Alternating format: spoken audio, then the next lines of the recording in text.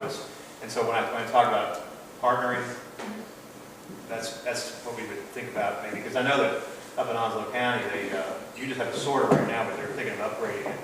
Yeah, we're upgrading To a more automated one. So with the regional work that you guys are proposing,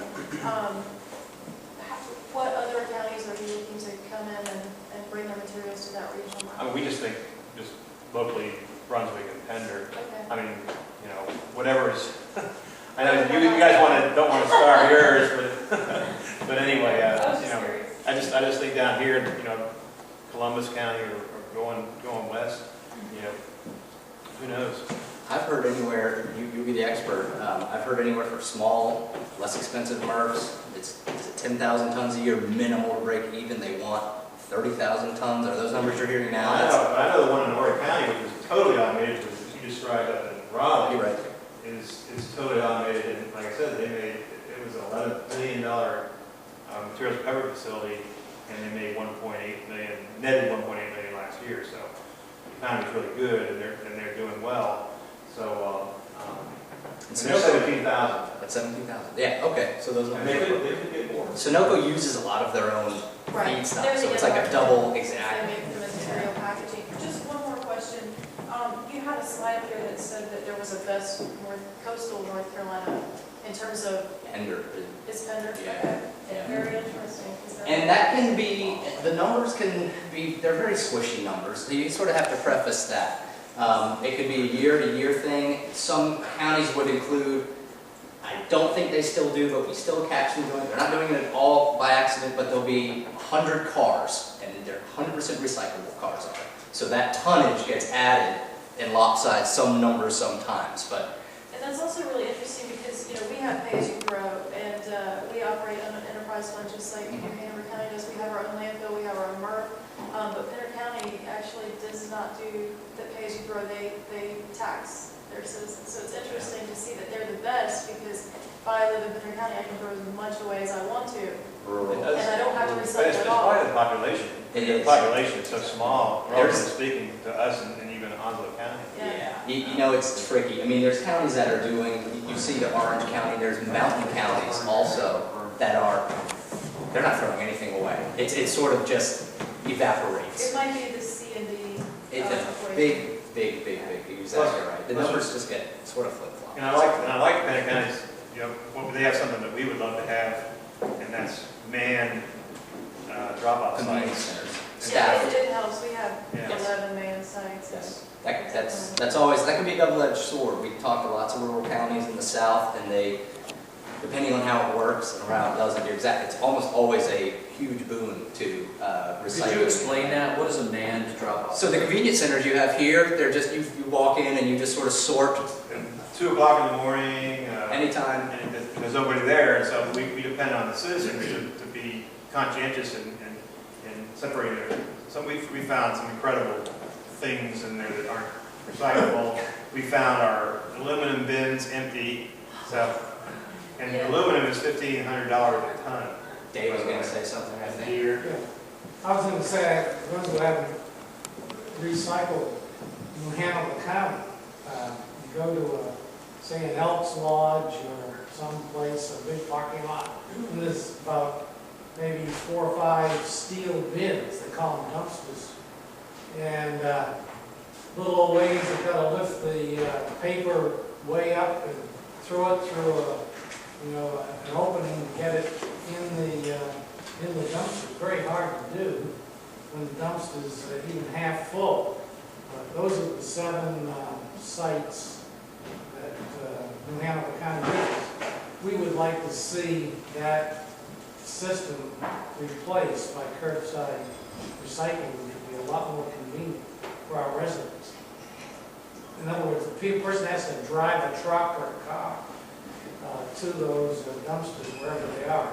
There's still not the majority, but a lot of counties in the Carolinas, in rural Virginia, and all across the South, there's still this model, and it's you have to have that synergy of infrastructure to be able to.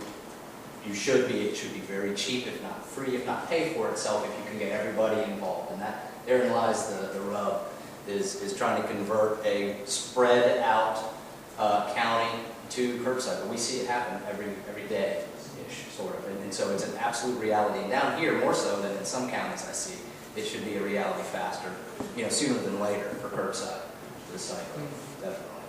You've been raising your hand. I think all of that would come along much easier if instead of like the pay-as-you-throw and dictating, more to the private citizen, why not target the pay-as-you-package?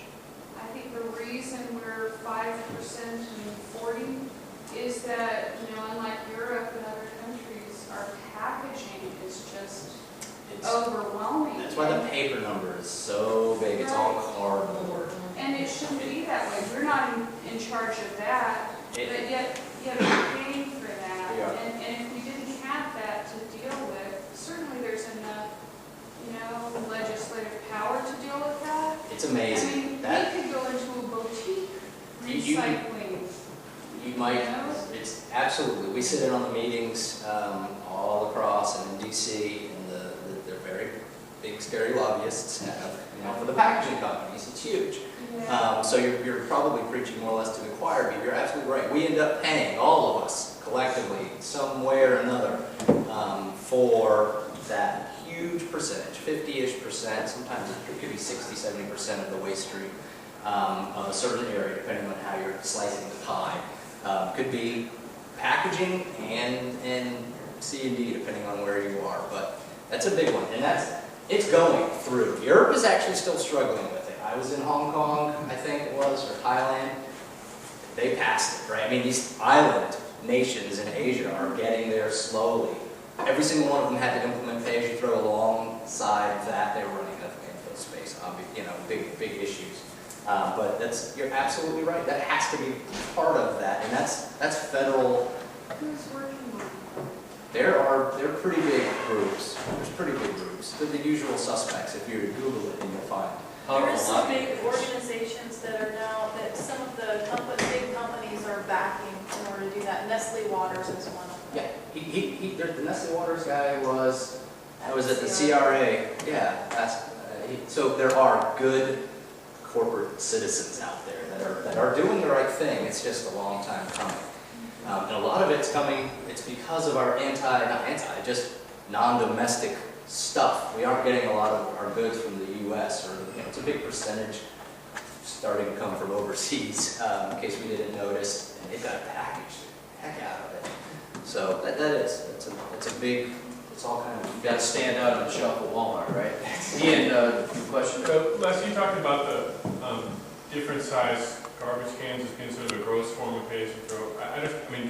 Was that controversial when it was enacted? I don't know when it was enacted, but was that easy to do as a simpler instance of pay-as-you-throw? I don't know about Wilmington. You guys can answer that. Yeah. We've watched it be the biggest headache ever in, I'm not going to name these cities, Gastonia.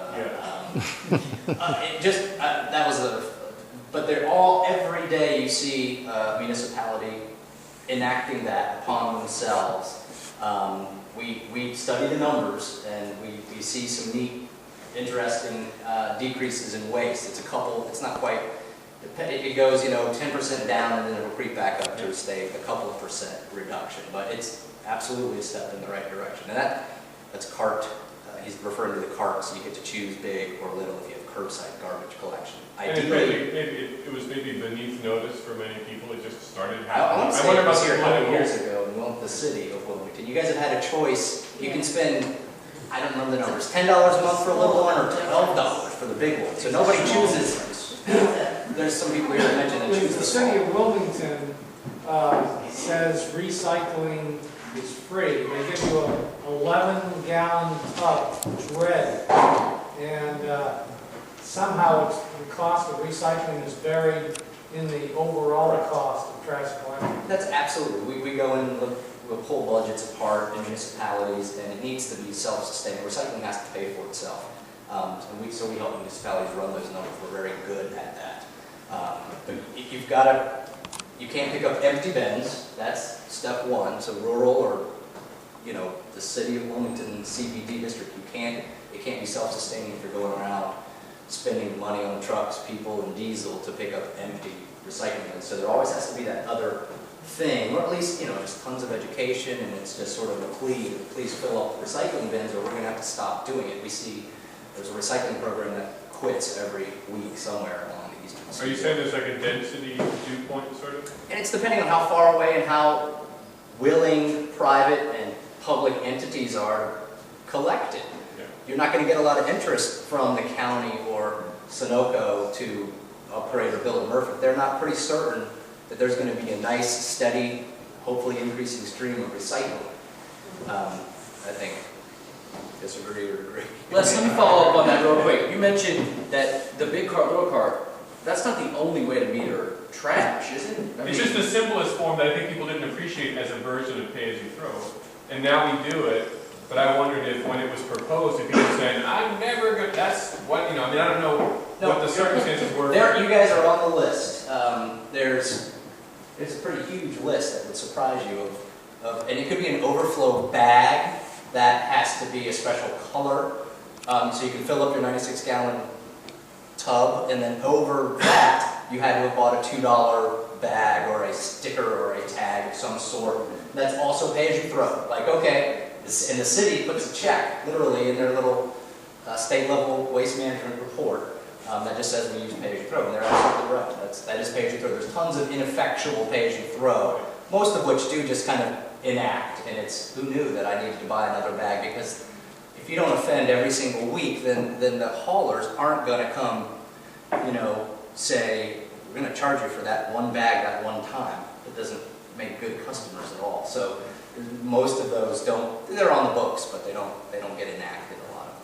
Question over here, Tom. There's a brand new VA hospital under construction at the airport.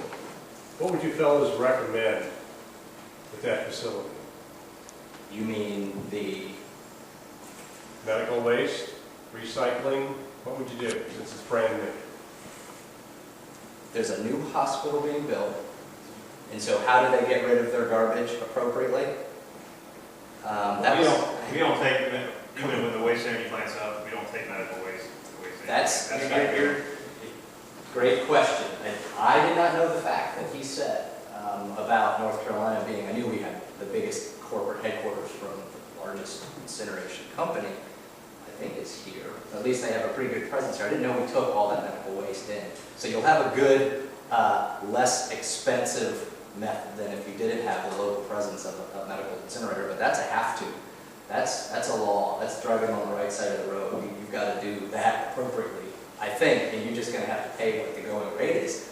For all the rest of it, talk to DAC, D-A-K.